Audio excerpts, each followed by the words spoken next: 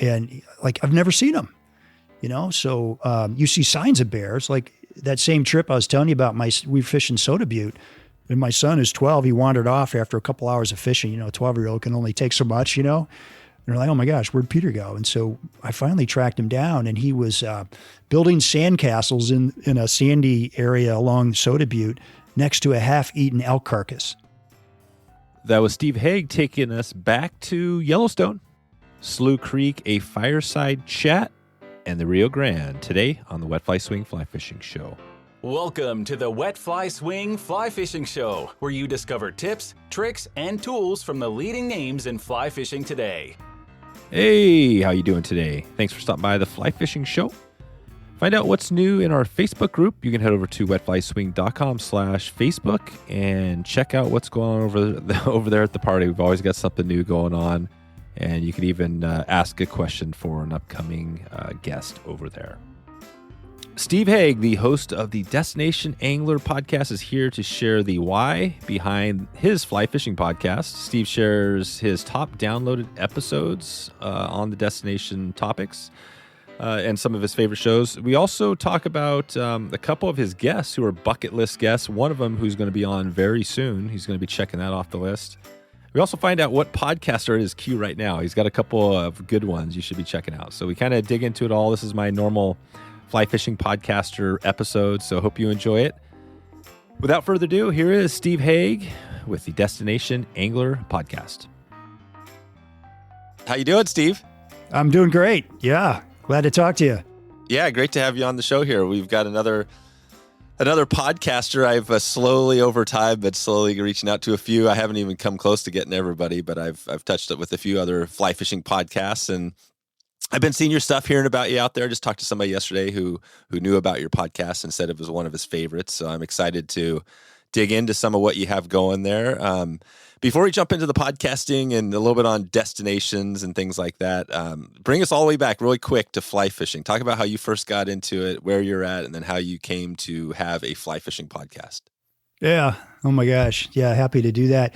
Yeah, it's still kind of an out-of-body experience for me to hear that people are talking about me somewhere in the country. So I started this. Back when COVID got started. My boss, we just didn't have a lot to do because of COVID. Our customers were all, trying to figure out if their companies were going to survive. And he said, "Well, why don't you go find something else to do for a couple of months?" So I said, "All right, I'm going to start a podcast." And I thought, if this thing gets to 500 downloads, I'd be pretty excited. And, before I knew it, it just blew up. So the thing just really took off. Yeah. And, so now we're on show number 55, I think. So been a lot of fun. Oh, wow. 55. So you've been going over a year now. Yeah. A year and a half. Wow. So yeah, publish every other week. Yep. Oh, that's right. Yeah. You publish 2 a month. Yeah, pretty much. Yep. Nice. So why the Destination Angler? Why not the, whatever other podcast, right? You could have started. What made you go for the Destination Angler? Yeah. Well, I'm like the organizer among my friend group, so I'm always the guy that's, organizing the next trip. And so I just found myself, always researching new fly fishing locations, right? So we'd have a really good time. And I kind of love doing that. I like calling up fly shops and picking their brains and finding out, what's going on and the best time of year to go and, where to camp, where to stay, all the tributaries we could be hitting, if there's high mountain lakes, what we could be doing there. So I just love doing all that. And I thought that wouldn't it be cool if there was a podcast that would kind of dial people in to a certain location? So I just decided to focus on destinations, didn't really see anybody else really focused on that. And to my surprise, the URL, the Destination Angler, was available. I mean, I couldn't believe it. So yeah. There you go. So that's you. You're the man. You at the destination. Now on the destination, so out of these, you said 55 episodes? Yeah. So, I mean, that's a lot of episodes. First of all, what they say about podcasting is that get through a year first, get your first 50, and then you're feeling, you're kind of past. I think 90% of the rest of the people that start podcasts have already failed. I think so. Right. Have already failed, right? So you're past that. What's, as far as the episodes, because there's places all over the world, how do you choose where you're going next? That's a good question. So when I first started, it was really, okay, where have I been? What guides do I know? Who could I, sort of talk into doing this with me, And so the first guy I thought of, I'd just been fishing with this guy a year or two earlier. It was on the Watauga in Tennessee. And he was nice enough to be my first victim, my first guest. Yeah. And it was just, you push the record button, off you go. But, from there, I just, I always ask my guests, if you know any guides that would be good to be on a show in different parts of the country, let me know. And also I focus on North America, right? So I'm really just trying to be very focused in on that. I don't want to get too crazy and try to do things all over the world.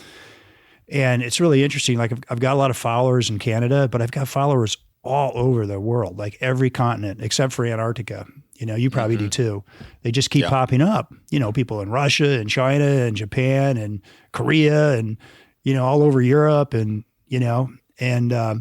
so definitely getting an international following, but the destinations, they just come, and then I'll just go on Instagram and find people that are, guides in different parts of the country and just reading different magazines and just being aware of what fisheries are top fisheries. And then, I sort of investigate them on my own. If they look like it'd be worthy of the show, I start finding guides to, talk to.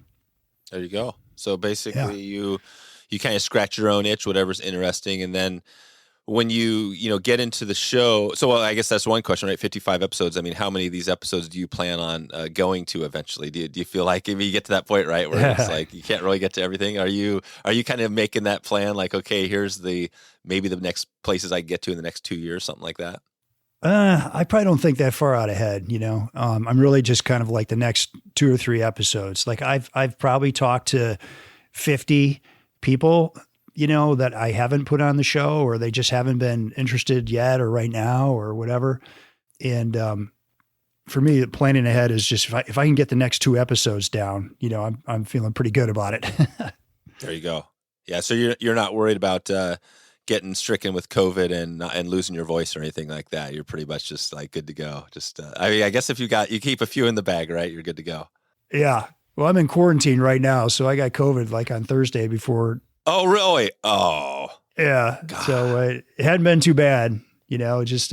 Is this the new or whatever it is, variation? They don't tell you, they just, you just get tested and it's like, okay, I'm positive. I really haven't felt that bad. This one's not a big deal. Yeah. And I'm boosted. I've got my vaccinations, you still get it. So it's, yeah, you still get it. It's just a normal, it's almost becoming like a normal, just common flu season, right? Or something like that. Kind of is. So, okay. So the travel, and then what, just curious destination-wise on the, your episodes, do you know which ones have been kind of the most popular out of what you've done? Do you see that, like what stuff that really resonates with your listeners? Yeah, it's super interesting. Like I have tried to do some shows, like I did a muskie show in Canada, which I thought up on a lake called Lac Seul. And it's a trophy muskie lake, and it didn't take off, And what I found is that I've sort of really attracted the trout fly angler. That's really my core audience. And so, I've done some saltwater shows. I just last night recorded a show on red fishing down on the Texas coast. And I'd like to keep expanding. I really want to focus in on all kinds of a variety of destinations and a variety of species, and not just focus on trout fishing, but that seems to be, my core audience. It seems to be who gravitates towards this podcast. Yeah. It's the trout. That's what you always hear, the trout still pushes the industry, I guess, because that's where the bulk of the people are. That's pretty cool. Now, remind me again where you're at. Where are you at right now? Indianapolis, Indiana. Oh yeah. You're in Indiana. So you're right smack dab in the middle of the country in a place that, isn't necessarily the hottest spot for fly fishing. And it has some, right? We've had a few guests from Indiana on, and it's been, every state there's some fishing opportunities, but how do you feel about where you live? Do you feel like it's a place where you can have some good opportunities, or are you looking always about traveling outside? So my favorite thing to do is fly fishing for trout. And you don't find a whole lot of trout in Indiana. There's a couple of places where they stock them. There's one tailwater in the whole state, and it's 1.25 miles long. And then it warms up, and it gets too warm and it ends up being a smallmouth fishery. But, we got a lot of smallmouth out here in Indiana. So I did a show with a guy named Chad Miller, who's a really good guide here in Indiana on Sugar Creek and the Nipigon River. Those are fantastic smallmouth fisheries. I mean, you can really bump into some great smallmouth in those rivers. And every little blue line in Indiana, as long as it doesn't dry up, it's got smallmouth in it. So, oh, wow. Sugar Creek's 35 minutes from my house. I can get to a little spot about 35 minutes away. So between that and the bass ponds in my neighborhood, I can keep myself busy with a fly rod. But yeah, I'd rather be somewhere out east or out west, or I've done a lot of fishing in Michigan. Wisconsin is only about 7 hours away from me. Oh, okay. Yep. I've hit the Cumberland tailwater just a couple of weeks ago. That's only about 3.5 hours from me. So there is some decent fishing, if you're willing to drive a little bit. There you go. So you do some driving. So you'll leave if you were to leave. Oh, yeah. Well, we're in the middle of the winter. We're getting to the middle of the winter now. But if you're in the middle of the summer, season's wide open, you got one place to drive to. Where are you headed? Oh man, I'd probably just run up to Sugar Creek. It's great smallmouth fishing. I can go in there and I can fish for a couple hours and catch anywhere from 2 to 15 smallmouth in a couple hours. Depending on how the fishing is, and be back home. So, and it's just you never bump into people. It's not crowded. It's a 100-mile long river, at least. I think it's longer than that, actually. But there's plenty to fish. So it's nice. There you go. And we've had a few great episodes. Did you have Tim Landwehr on yours? I did. We just did one on the Menominee River. Yeah. How about you? That guy is awesome, isn't he? Tim's the man. Yeah, he was great. We had Tim on. He's I think he was also on the Bent podcast. They joked about him looking like, who's that guy? Joe Exotic. You ever seen Joe Exotic? Yeah, right. I think he does.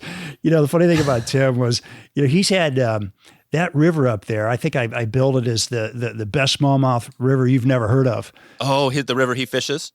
Yeah, the Menominee. Yeah, like who's heard of it? Unless you're from Wisconsin. But I was, it was at my health club, and there's a guy walks by me. He's got a Wisconsin shirt on, and I was just getting ready to interview Tim that day. And I said, "Oh, you're from Wisconsin. You ever heard of the Menominee Rivers?" "Oh yeah, sure. Yeah, I knew all about it." And I'd never heard of it. But it's kind of legendary if you live in Wisconsin. But I asked Tim. I said, so Tim used to fish with Dave Whitlock when Dave was a little healthier all the time. Oh yeah. And I asked Tim, so what was it like taking Dave Whitlock out and Lefty Cray out? He says, terrifying. He's like, what am I going to talk to Dave Whitlock about? My gosh, and he said that Dave just totally put him at ease. And then, he sent me a picture. The guides always send me great pictures that I can use to publicize the episode. And he sent me this picture of him and Dave holding the fish, and they looked like very chummy, like they were having a blast together. So I think, Dave made Tim feel very, very comfortable, I think, and they became very good friends. Yeah, definitely. Yeah. Dave's cool. We had Dave on a while back, and it was an amazing episode. But he was going through some of his health issues, so we had to wait like a year or so until he got better. And I think I haven't talked to him lately, but yeah, Dave Whitlock's it doesn't get much bigger than that, right? Of people who are actually alive. Yeah, no, he's big. Now you've interviewed Joe Humphreys too, right? Yeah. Joe's a powerhouse too. That's the type of guy that, you shake his hand and he's 95, but he could break your hand. He's that sort of a guy. Yeah, well, I didn't meet him in person. I did have Frank Moore on, who's out here. He's a local, same guy. He's like 95, and he's just this World War, veteran and just badass dude. And when I shook his hand, because I did it in person on the Umpqua, it was the same thing. It was like, holy cow, this guy, dude, he's 95, but he's a powerhouse still. You know what? I did. Joe, you might know this. Joe was a wrestler in college and was a wrestling coach at Penn State, and pictures of him when he was a younger guy in his 20s, man, he's ripped. He's totally ripped, There you go. And I think he's kind of running into some health issues too, but anyway, I wish him the best. He was a great interview. I talked to him for 2 hours. Oh, wow. And we split that up into 2 different shows, and we could have gone on for another 2 hours. I mean, he just he told great stories, super gracious. I mean, before the show started, like you do, you call up your guest and you get them on the phone, chat with them a little bit before you hit the record button. And Joe says to me, he says, Steve, before we get started, I just want to say one thing. I was like, oh man, what did I do? I've already screwed up. Yeah. And he went on and on about my artwork because I'm an artist on the side. And he had found my website and just went on and on about it. I was like, oh my gosh. I mean, that's just the way he is. Like, oh, wow. Like my big takeaway with Joe Humphreys was that, he's really good at something, fly fishing, and he makes everybody around him feel great. I think that's like his secret. It's all about you, and he couldn't have been nicer, and after the show, he called me up and said, so my phone rings. It's Joe Humphreys. I'm like, oh my gosh, what's going on here? And he says, Steve, we did pretty good, didn't we? About the show. I was like, yeah, I guess so. Yeah, it's doing really well, Joe. And we started chit-chatting. And by the end of the call, he's like, why don't you come out and fish with me? I was like, oh my gosh, this is like getting an invite from Arnold Palmer or Jack Nicklaus to go play golf, Right. And so, we had it all set up. We were going to go out and fish with him last summer. And the day before we were going to go, I was with my son, and he's a physician, and he came down with COVID. Oh. And I could not go fish with Joe, having been exposed to my son, just the day before. So anyway, but what a great experience talking to Joe. And I got to know his, one of his daughters a little bit too, who sort of is the gatekeeper for Joe, so. So you've had Joe on now. If you look at your podcast, I'm not sure how long you're planning on doing this, but who are three guests you would love to have on before you, if you were to end the podcast down the line in years from now? Well, Dave Whitlock would be one of them for sure. I'd love to talk to him. I don't know. I guess I haven't really thought about like who are Tom Rosenbauer. Tom and I are talking on Tuesday. Oh, good. So he's another guy. Oh, wow. So you're checking off one of your kind of bucket list. Starting to check them off. Yeah. Yeah. And, I don't know. The other ones, it's, I find that talking to guides and experts in the industry is just, they don't have to be famous people. I love talking to the different people, that are just really dialed into these fisheries. And, if you're a fishing guide, chances are you're a pretty outgoing person. You're, interesting and fun to talk to. And, it's just been so great to really get to know these people all over the country. So they don't have to be famous per se. It's just really, what you can pull out of that guest, what you can sort of draw out of that person. And they're the star. That's the way I look at it. It's kind of like when you come to the Destination Angler,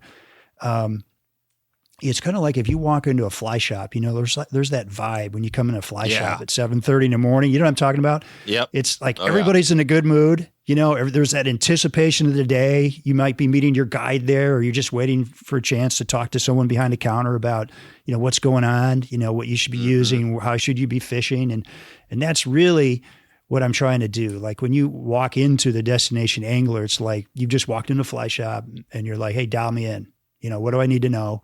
And then like halfway through the conversation, you're like, oh, the guy behind the counter, he's a pretty cool guy. And you start chit-chatting with that guy. You find out, oh, he's a guide too. Or, maybe he's in college and he's doing this in the summer to make some money, and you get a little bit of that guy's story, and then by the end, you're kind of asking, okay, so what are you guys doing here? Like, how are you twitching that fly? Are you a dry dropper? And you sort of get the nuances of that fishery. So that's really what I'm trying to accomplish on a Destination Angler. So it's great to have those famous people, like can't wait to have Tom Rosenbauer on the show and some other folks, but they don't have to be, they just have to be people that are really living, breathing, and eating this, for a living. Yeah. How do you choose with Tom Rosenbauer or any of your guests? Let's take Tom, for example. How do you decide what questions or what topic, you're going to focus on?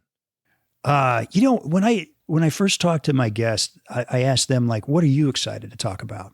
First we got to figure out, okay, well, this is a destination show, right? So we got to talk about a fishery at some point, but what would you be most excited to talk about? Right. And let them talk for a little bit. And they usually will tell me, what they really would be excited to talk about. And that drives a lot of my questions, but I find, after 55 shows, you're trying to ask the same questions, different ways. Right. Because, I feel like I've got some great questions I can ask, but if I use those all the time, my listeners out there going, yeah, that guy keeps using that, so you got to come up with different ways to ask those questions. So I'd really let the guests drive a lot of that. But at the end of the day, what I want to do is really allow people to feel like, okay, I've just listened to this podcast. I can decide, do I want to go to Henry's Fork, or do I want to go to Slough Creek, or, do I want to go to the Asable in Michigan, and, what might I encounter when I'm there, and maybe what things might I need to kind of study up on a little bit and that kind of thing. Yeah, no, it's a good way. I love that. I think that's a big part of it. Is you don't want to get stale and keep asking the same questions. I think keep it interesting, keep listeners on the edge. Like right now, right? Nobody actually knows what we're going to talk about here, so we could take it any way we want. But yeah, we don't either, right? Yeah, exactly. No, these are the fun ones for me, because when I get into these, I love, because for me, I mean, I would love to sit here and dig into your podcasting stuff more. Here, and we'll probably touch on that a little bit, because I'm curious about, just kind of the recording and that process, because it is a little bit of work. But the sites, destinations are also interesting, right? I mean, where you're coming from. But so I was thinking of, so Tom Rosenbauer, and then, and we don't have a third, basically, as far as that timing, how long are you looking at this podcast? Is this something you're just doing for the next year, 5 years? Or you said you're not really looking out that far? Well, I've got a day job, right? So, that's why I'm doing them every other week. I can't find the time to do one every week. And, as long as my day job allows me to keep doing this, I'm going to keep doing it. It's a blast. I have a ton of fun doing it. I'm learning a lot as an angler. I've got a lot of invites to go fishing with people all over the country. Mm-hmm. Yeah. How do you choose on that? So you got all these invites, you got all these, again, it goes back to that, right? So you just kind of talk to your buddies and say, okay, where do we want to go? Well, like a buddy of mine, we're going to go out to Henry's Fork, so I've never fished. I've been to Yellowstone like 6 or 7 times. Right. But here's Henry's Fork, like 15 miles from West Yellowstone. I've never been over there, and so Brett Haigh is a region 6 biologist for the state of, for Idaho. And so he was on my show last summer, I think it was. And so I just, sent him a note and said, hey man, we're thinking of coming out there. Would you like to do some fishing together? And, and he's like, yeah, sure. If I'm available, yeah, let's fish together. So, sometimes it's that. Other times a guide might say, well, hey, you get a free trip, and I don't want to abuse that, but I've taken some people up on that. That's super nice of them. I don't expect that ever, Oh yeah. And then we always tip them really well too. So, I don't know if it's a place I'm interested in going and I'm going there anyway. And, the guy wants to fish, let's go. So I remember the first year I did a show on the Poudre River in Colorado. And Joe McHugh, what a great guy. He guides out of St. Pete's there in Fort Collins. And he's an art teacher, so we have a little bit in common there. And he's like, yeah, if you're ever out this way, let's fish together. So we hooked up in the middle of COVID, we hooked up for a half a day and fished the Poudre. He took me to one of his favorite spots. I mean, what are the chances of me stumbling on that spot, on my own? The Poudre River's, 60 miles long or something. And we had a great time. He was just a super good guy. And, so it's making those connections just been really rewarding as well. Yeah. Is that kind of what you enjoy most on the podcasting or what is the part? So you got the whole thing. I think editing wise, you've handed that off to somebody else, but out of the whole podcast workflow, which is, you got to find guests, you got to do all that stuff and all the way through doing like now we're doing the episode, then you got post-production. Right. What's your favorite thing about the whole podcasting experience? Oh, well, talking to the guest is my favorite part. It's kind of what I do best, just talk. Yeah. My family, I'm like definitely the most outgoing person in my family. And I feel like I have a lot of outgoing, I got 3 kids and a wife and we're all fairly outgoing. But I love talking to the guests, particularly when you sort of get in that rhythm. You know how it goes when you're podcasting, Dave, right? You get in that rhythm and you've got a really good conversation going and you feel like you get that kind of audio gold. You get some segments, some snippets that are, just really great. Where either the guest is sharing their heart about something, or just really diving deep into a technical aspect, a tip, or just really talking about the fishery or what's going on from a conservation standpoint. Those are all just really great things to talk about. Then I always try to get my guests to tell some stories. And some of them are great storytellers and some of them just aren't, and that's, you kind of get what you get. Yeah. I've had great shows with stories and great shows without. That's right.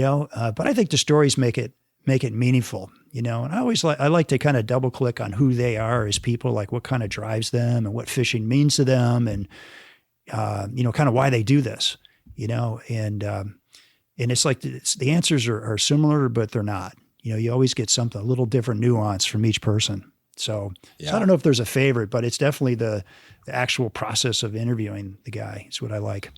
Yep. Nice. Well, let's dig into, like you said, let's try to let's give people listening a little bit of a bonus value here on destinations. If they're thinking, so you got all these spots. I'm kind of looking through some of them now. You got, all sorts of tailwater trout on the, and you got a bunch of episodes here, 55. What would you say, when you look back at what you've done, do you have like 5 or 10 that stick out? Like these are, either the most popular, your most favorite, or ones that really resonated with your listeners? Right now, my number one show is Slough Creek in Yellowstone National Park. Oh, it is? Yep. And I did that show with Max Yzaguirre. I had to kind of track him down for several months, because guides get busy. It's hard to find a guide who wants to stop and talk to a podcaster in the middle of the summer, But he was awesome and really good info on technical cutthroat trout fishing. So that sounds like an oxymoron, right? Because cutthroat, they're easier to catch typically, but not in Slough Creek.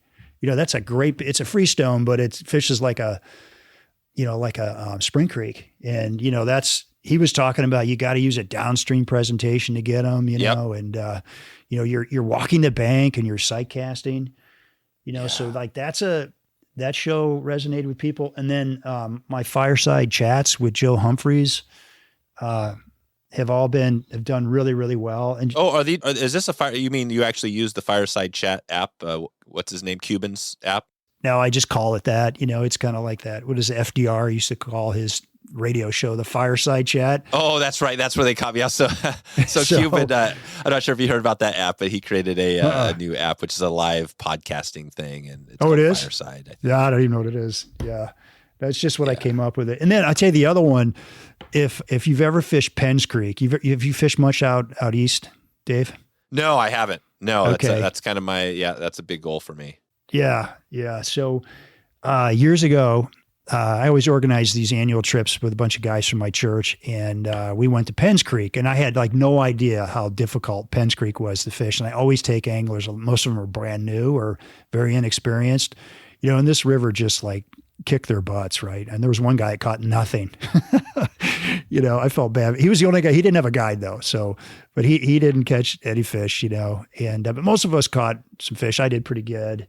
And anyway, so we go walking into this fly shop in Coburn, Pennsylvania, which is, right there on Penn's Creek. And this guy named Jonas Price is owner of the fly shop, and he is a hoot. I'm telling you, it's like open season on customers. When you walk in there, he just instantly starts giving you grief about what you're wearing, and and you either love him or you don't, but I think most people love him because he's very, very funny. And so that show is done really well. And I think he's just because he's such a funny person, right? I don't know. So that show's done well. And I did a show on the Pere Marquette with a guy up there. Yep. And Chris Raines, he's the head guide up there at the PM Lodge. And I fished the Pere Marquette a lot. And so I went up and fished with Chris, did some steelhead fishing with Chris afterwards. And so that's done well. My backcountry brook trout show in the Smoky Mountains did really well, So I don't know. Did a show in the Beaver Kill, that's up there. One on the Missouri River, that's up there. And I did a show. A lot of people don't know this, but the Rio Grande through like Taos, New Mexico is a really great fishery. And it's sort of overlooked. But that's a fantastic fishery. And I was out there a couple of years ago and actually wasn't out there to fish. I was out there with my wife. Boy, next time I'm hitting that Rio Grande Gorge. That sounds absolutely fantastic. Yeah. Yeah, definitely. So, there's so many places. That seems like it's always a struggle. Like you come down to that, Well, that's what's cool about the podcast is that there's so many places. You can't do them all, but at least you can get a taste of it here, and give somebody else who's listening a taste of it, right? That's what you said at the start, give them a taste, let them decide, okay, if I only have 5 trips to do in this time period, then geez, okay, I'll do these 5. I mean, that's what's cool about the podcast, right? Yeah. I mean, probably like you. I don't know how you started out fishing, but I started out fishing for carp in Toledo, Ohio. Oh, cool. Yeah. And the creek I fished in was completely polluted. They were back in the 60s, they were pumping raw sewage into this creek. Oh, wow. So you were catching carp. That's amazing. And we used to sit on the crap line. We didn't call it that. We called it something else, but it was spewing out sewage. And we would sit on that thing and cast our little Zebcos in there with, I don't know, we used like hunks of hot dogs or something, right? And we'd catch these gigantic carp. You're like an 8-year-old kid hauling in like a 5-pound carp. I mean, that's a big carp for an 8-year-old, and an occasional bluegill, and by the way, they've cleaned up the 10 Mile Creek is the creek I'm talking about in Toledo. And a couple of years ago, there was an article in the local paper there, and somebody caught a steelhead in that same creek, if you can believe it. So, cool. We've come a long way since the 1960s, but I mean, to think, that's how I got my start, was fishing for carp, and here I am doing a podcast. So it's kind of cool. There you are. And now, so like you said, Indiana, there's not a ton of trout, but it's still, I mean, there's carp and there's smallmouth bass and there's still places to fish, right? There's still, is there a fly shop? Yeah. Do you actually have a local fly shop out there? Yeah. We've got a place called Fly Masters. They do a great job over there, and an Orvis store on the north side of town. So yeah, it's funny. But it's the warm water game here, and like Tim Landwehr from the Menominee River will tell you, the warm water game is exploding, and I'd rather fish for trout for sure. That's just what I like. But, a smallmouth bass, man, pound for pound, they put up every bit of a good a fight as a trout does. Yeah. Well, I'm curious, just to take a little break on our conversation. I think, you touched on we got a little list going of popular episodes, destinations. So that's good. We've kind of got that checking off here. So just tell me your gear. I'm just curious because of how you do it, because sometimes, you never know. Somebody listening might be interested in maybe starting their own fly fishing podcast. So what do you have? So what are you doing like mic wise? What are you typically recording into? What's your mic? Well, okay. So I had to do a lot of research to get this. That was the hardest part about getting the podcast started, is just what is the technical setup, and it was really hard to find something that would work for me. So what I do is I record my guests over the internet. They call into a Zoom number. They don't need to be on their computer. They just get on their phone and they just call a Zoom number, plug in a meeting number and a password, and I've got them. And then I record my own voice over. I've got an H4 Pro recorder. And so then Zoom. I have an editor that puts the two together, right? So you have different tracks and you can adjust the levels and the volumes and whatnot, and do all that post-production work. Mm-hmm. And that's how I put it together. That's it. So you record, so their audio comes from Zoom. Zoom is recording their audio over the internet. Yeah. Yeah, there's definitely a few podcasters, well, there's probably more than a few that use Zoom, and I think it's getting better than it used to be. I think the quality, I've been using it, quite a bit, not necessarily for podcasts specifically, but just for, conversations. And I know there's, a few other fly fishing podcasts that do. There's also the opportunity, like we're doing, right? This is the best. So you're going to have your audio is going to be, you're recording it on your H4, and then you'll send me the file on Dropbox, and then I'll have my side. So even though we'll have that. So that's it. And then you send it off. Then what do you do? Just throw it into a Google Drive and send it to your editor? I've got it. So there's a website that people might have heard of called Upwork, right? It's this $1 billion company now. And you can find, it's huge. It's the whole gig economy thing, right? So I can find anybody to do just about anything you can think of from a job perspective on Upwork. So for instance, I've got somebody working on a logo right now. And anyway, so I just went out and found somebody. The guy lives in Serbia, and he does a great job. He was very helpful. He's been doing podcast editing for a long, long time. So he was really helpful at the beginning. Like when I first sent him my intro, he's like, "No, that's not good enough. Keep doing it." And he made me like redo it like 5 or 6 times. So that intro, welcome to the Destination Angler Podcast, the podcast for anglers who travel. I mean, I recorded that back in April of 2020, and it was like the 10th take before he finally said, "Okay, this is good enough." So he was a good coach at the beginning. He was excellent. Good. And his name's Nemanja, and he, like I said, he lives in Serbia. So, and the guy works 24/7. I'm telling you, I can send him an email and it's like 3 a.m. his time, and he responds. I'm like, oh my gosh, this guy never sleeps. So he's been great. That's right. There you go. It's money well spent. I don't have Yeah. time to audio edit something or learn it. Yeah. It's a lot of work. It's a lot of, we've done the same. Yeah. So when he edits, does he, clean up? How does he do it? Is he like taking out ums and ahs and all that stuff and really going in detail? I don't really have to tell him what to do anymore. We've got to the point where he knows what I like, and he knows I'm going to come back and say, like I had one guest who stuttered, right? And I didn't pick that up in the pre-show. Maybe he was nervous. I don't know. But he literally stuttered through the whole show. And I thought, boy, this is going to be a lot of editing. And you know what? Nemanja, he cleaned it all up. And the guy sounded really good. I want my guests to sound great, right? And, occasionally my guests will say something and think, man, that just doesn't reflect well on you, and I can take that out, and, but those kinds of edits, I'll give them instructions on that, but it's just like cleaning things up. Like usually I get it back. It's super clean. I don't have to do a whole lot to it at all. Yeah, that's it. No, that's cool. So basically that's it. That's your flow, and you get it, and then he finishes it, sends it to you. And then, do you upload it to Libsyn and you do all that back end work? And Yep. Upload it and off we go. So publish every other Thursday at noon. This week I published one on Wednesday just because I wanted to get a couple extra days in before the end of the year, but it's usually Thursdays. There you go. Yeah. How did you talk about growing the show? What's your strategy so far? It sounds like it's resonating out there. What do you anything that's been working, and how are you growing it over the next year? Well, it's you've got a built-in marketing staff when it's in the guide's vested interest, right, to promote the show. So you've just done this, this piece on his or her fishery, right?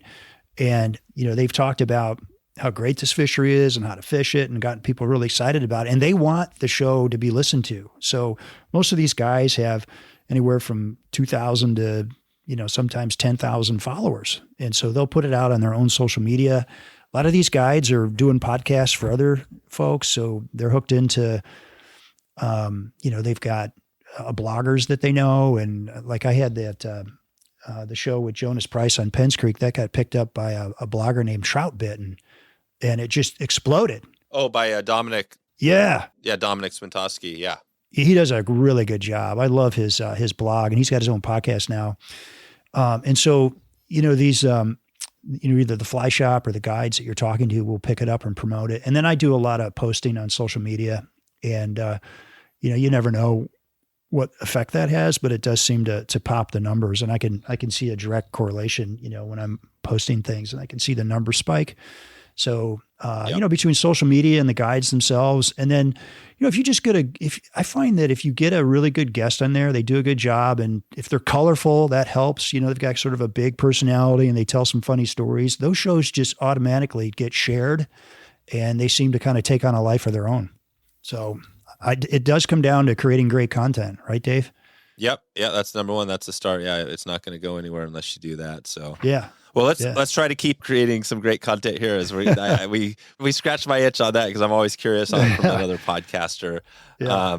And tell me this. This is always a good thing I'm interested in. Like on your podcast. So I'm kind of a podcast freak. I've got I don't know if I have 100 podcasts, but I got always a bunch out there in my queue. Yeah, me too. What are the 5 podcasts? Not your top podcasts, but what are the 5 podcasts that you've last listened to? Or do you? I'm assuming you listen to some podcasts, or do you? I do. I listen to them all the time. Well, let me see. I listen to you. Nice. And I'm not just saying that. I like the Wade Out There fly fishing podcast. He does a really nice, he's a great interviewer. Yep. I like the Harvard Business Review Idea Cast. That's a good one. On the business side, that's really good. I got a bunch of faith-based podcasts I listen to. Let me see. What else did I started listening to some national park podcasts, but I didn't think they were very good. In the Seam. So JP Ross, I don't know if you know him. In the Seam, it's called. He does a nice job. What is that about? It's a fly fishing podcast. Oh, it is. In the Seam, of course. Yeah, he's a rod builder. Oh, okay. He does a good job. Let me see. What else do I have in here? I like the Millhouse one. Yep. I forget his name. Yeah, Andy. Andy, thank you. Is it Andy Mill? Yeah. And then, of course, Tom Rosenbauer's podcast, the Orvis Fly Fishing Podcast. I think I've probably been listening to that one the longest. Yeah. Yeah, me too. There's a really good marketing podcast that I like. And if I can pull this up here, it's, what's it called? Michael Stelzner. Yeah. Social media marketing with Michael Stelzner. I think he does a great job. Yeah. Stelzner's good. He's very good. Yeah. He's from that crew. Yeah. How I Built This is a good one. Yeah. You know, Guy Raz, he tells stories about companies got started. Conan O'Brien's got a very funny podcast. Listen to him. Yep. Yeah, Conan. He's kind of a kick. I don't know. There's a few of them for you. Yeah, there you go. You just gave us another nice list there. Your top destination angler podcast. So that's good. There you go, man. Yeah. Cool. All right, Steve. So give me before we head out of here today, give me a one story, and I know you've got one potentially on Yellowstone. Take us to this story and tell us about it. Okay, so all right, this is my I'd say this is my epic of all epic stories here, but you be the judge. All right, so this is it. This is back in maybe 2002, my second trip. I guess it's my first time to Yellowstone, second time to Montana and Wyoming. But anyway, we were taking our boys who at the time were just 12 years old. So it was myself, my good friend Chris and his son Charlie, and my son Peter. And so we're like, all right, we were going to plan this amazing trip. We were going to go to Colorado, but Colorado was on fire that summer. So we switched over to Montana. And we were going to float the Madison day one and then hike to Grebe Lake on day two and then hike through the Lamar Valley and Soda Butte on day 3, 4, and 5, right? We had this all set up, you know? Oh, wow. And so when we get out there, we drive down to fly into Bozeman, drive down to West Yellowstone. We go into Blue Ribbon Flies, which is a super iconic fly shop there in West Yellowstone, you know? Oh, yeah. And, this is one of those, times where you're just super excited. You're meeting your guide and everything. And we're over there looking at this end cap display of bear spray.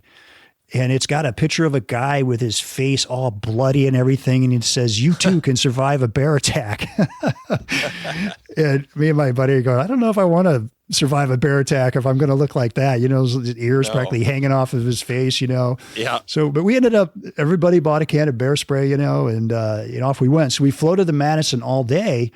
And then when we came back, before you can go into Yellowstone and camp for the first time, you have to stop by the ranger station and watch their bear aware video, And in that video, they tell you, like, don't run, like if you get attacked by a bear, you're supposed to just lay there, curl up in a little ball and let the bear maul you, And my friend Chris is like, man, I don't think I want to go. This sounds horrible. Between looking at the picture of this guy with his face all bloody and, watching this bear aware thing. But anyway, by the time we got back from fishing on the Madison, it was like 5 o'clock. And now we had to drive from West Yellowstone to Grebe Lake, which is like over an hour. So we ended up getting to Grebe Lake like at 7 o'clock. And then we had to lay all our stuff out in the parking lot and at the trailhead and get all packed up and everything. And we're thinking it's only 4 miles in, so we should be able to do it. But the boys are 12, as people are streaming out of the woods, they're like, hey man, how long did it take you to do that hike? Oh, just like an hour, but they're adults, but anyways, so we ended up hiking in at 8 o'clock at night. And now the video that we watched said, like, the cardinal rule is do not hike on trails at night because the animals use them as game trails, So, oh yeah. So here we are. But with 12-year-old boys, it took a while to hike in. And we didn't get to the lake until it was 10 o'clock at night. I mean, it was pitch black except for the full moon, like not a cloud in the sky, full moon. And, the whole way in, we're like clapping and making noise, because we're all freaked out about bears and everything. We get to Grebe Lake and in the moonlight, and every square yard of water has a fish rising on it. And we're like, oh my gosh. Wow.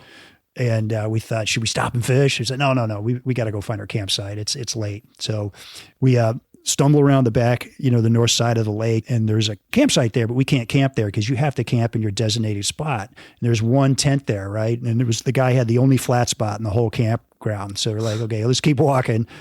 So we ended up hiking across this big field, maybe a half a mile to our campsite. And it was full of these little rivulets that kept tripping over, so it was kind of difficult hiking. And as we got closer and closer to the stand of pine trees, I noticed this big brown blob back into the pine trees, just maybe 20 yards into the pine trees. And it looked like a Volkswagen bus, like that size. It was big. And in Indiana, when a tree falls over, it pulls up like a root ball, and you just sort of see like a half round, set of roots there. And I thought, oh, that's just, like a tree that's fallen over. And we got closer and closer.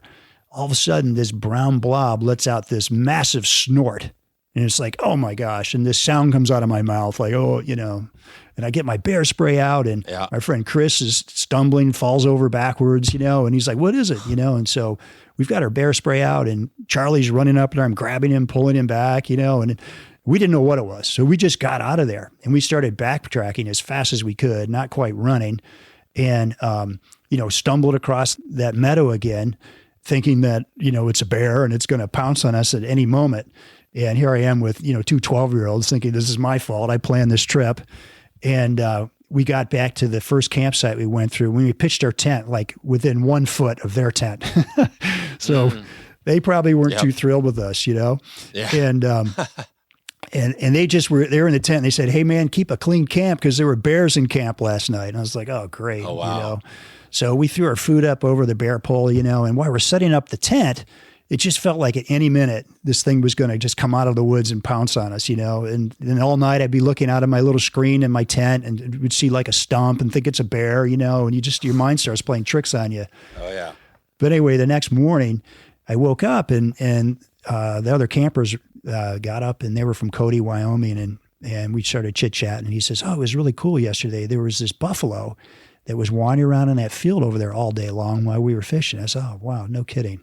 That's what it had to have been.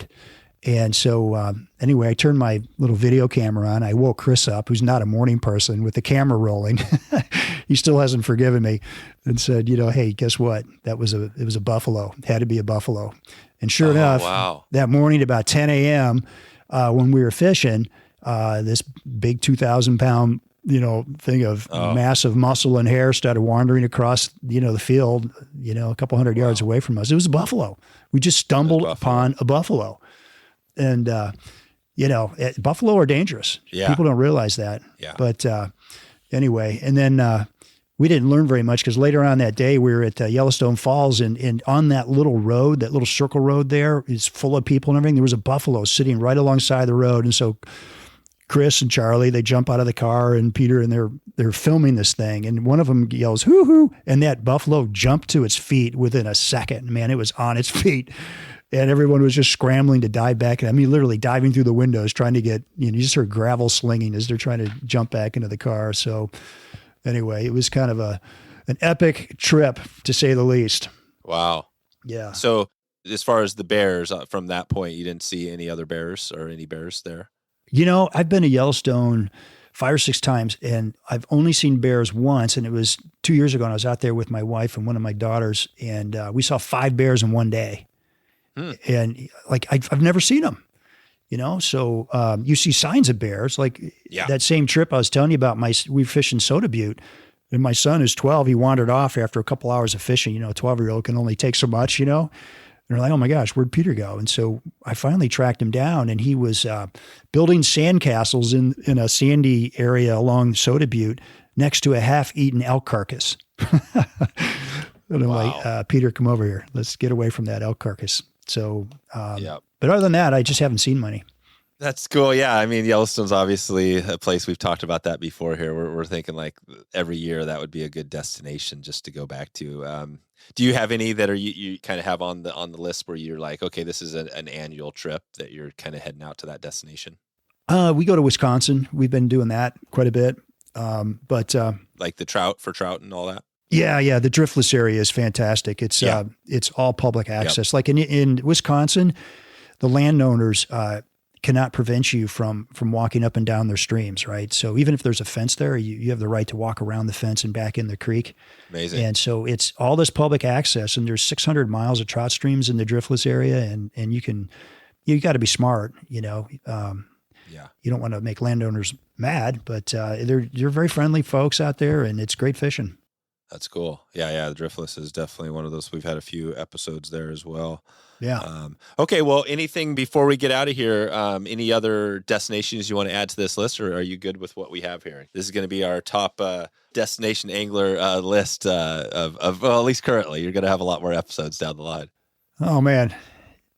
There's so many more destinations to come. Yeah. I've got Nelson Spring Creek coming up, so I'm going to be talking to the Nelsons themselves. And I don't know, I just get excited about all these amazing places. And you get to kind of really get dialed into each of these. So yeah, good stuff coming. Yeah. What are you gonna with Rosenbauer? What do you have that dial? What you're talking about? No idea yet. You got to see what he says. So I have no idea. Hopefully he'll. He's not really. I know he's more of like a skills type of a teacher. And so we want to use the destination as an excuse for him to maybe talk about, I don't know, some tips and whatnot on fly fishing. So. Yep. Yeah. He's definitely one of the best as far as that. Yeah, the tips and all that stuff and the resources. Yeah, Orvis is crazy. Yeah.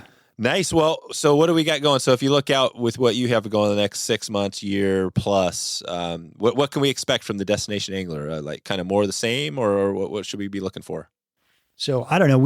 I've been talking to people, all over the country, people from, Alaska to California, to Oregon, to Florida, all over. So, like I said, I don't know until I'm about 2 shows away what I'm doing next, but we'll see how it comes together. I'd love to do a show on the McCloud and up in California, but it's hard to get the California guides to get on shows a lot of times because California's a crowded place and a lot of them don't want more crowds coming to their fisheries, So, anyway, there's lots of places in California I'd like to do, but it's just been really hard to find guides to talk about them. In California? Yeah. Yeah, I think California is really unique. We've done a number of episodes there, and part of it is California is super diverse. So there's all these different types of fishing. And I think once you dig into anything, once you talk to one person, then you're like, oh, okay, there's these, there's 5 more people that I could probably have on. So you just kind of got to open it up and then you'll find a bunch of stuff, episodes and topics. I hope. Yeah. I'd like to do you're from the Northwest as well, right? Yeah. Oregon. Yeah. You're from Oregon. So I've only done one show in Oregon. I'd love to do more shows up there. Which one? What'd you do in Oregon? We did the lakes of Central Oregon. Oh, with who? Yeah, it's a guy named Jeff Perin. Oh yeah, Perin. Yeah, we've had Perin on. Yeah, that guy's got some crazy stories. Yeah, right. And boy, the fishing in those lakes in Central Oregon sounds amazing. But there's a bunch of other rivers and streams in that area that I'd love to do shows on. Yeah, we're doing a trip. We're doing this really cool, I'm pretty sure we're doing it in a week into the snow, like they bring our gear into a little cabin on a lake and we hike in with the kids. Wow.